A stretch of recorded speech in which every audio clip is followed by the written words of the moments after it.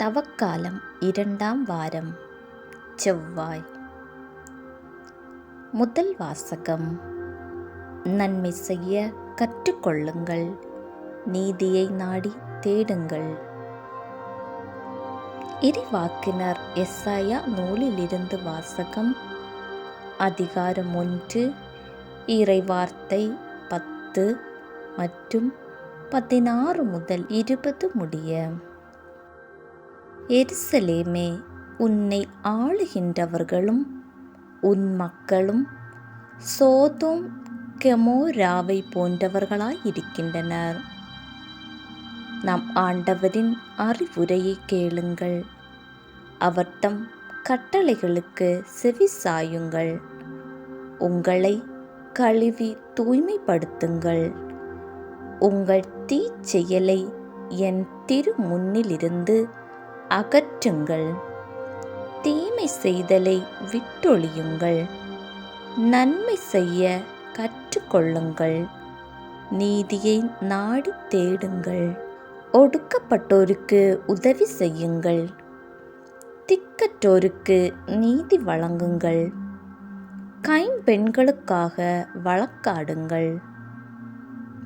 வாருங்கள், இப்பொழுது நாம் வழக்காடுவோம் என்கிறார் ஆண்டவர். உங்கள் பாவங்கள் கடும் சிவப்பாயிருக்கின்றன, எனினும் உறைந்த பனி போல அவை வெண்மையாகும். இரத்த நிறமாய் அவை சிவந்திருக்கின்றன, எனினும் பஞ்சி போல் அவை வெண்மையாகும். மனமுவந்து நீங்கள் எனக்கு இணங்கி நடந்தால் நாட்டின் நற்கனிகளை உண்பீர்கள். மாறாக இணங்க மறுத்து எனக்கு எதிராக கிளர்ந்தெழுந்தால் திண்ணமாய் வாளுக்கு இரையாவீர்கள். ஏனெனில் ஆண்டவர் தாமே இதை கூறினார். ஆண்டவரின் அருள் வாக்கு. இறைவா, உமக்கு புகழ்.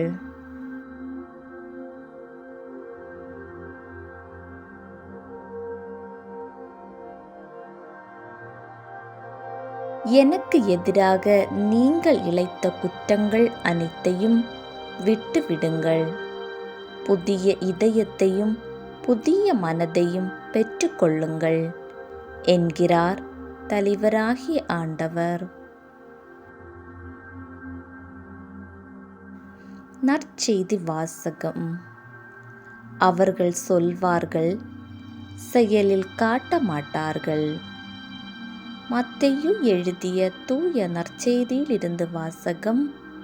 அதிகாரம் 23, இறை வார்த்தைகள் 1 முதல் 12 முடிய. அக்காலத்தில் இயேசு மக்கள் கூட்டத்தையும் தம் சீடரையும் பார்த்து கூறியது: மறைநூல் அறிஞரும் பரிசேயரும் மோசேயின் அதிகாரத்தை கொண்டிருக்கின்றனர். ஆகவே அவர்கள் என்னென்ன செய்யும்படி உங்களிடம் கூறுகிறார்களோ அவற்றையெல்லாம் கடைபிடித்து நடந்து வாருங்கள். ஆனால் அவர்கள் செய்வது போல நீங்கள் செய்யாதீர்கள். ஏனெனில் அவர்கள் சொல்வார்கள், செயலில் காட்ட மாட்டார்கள்.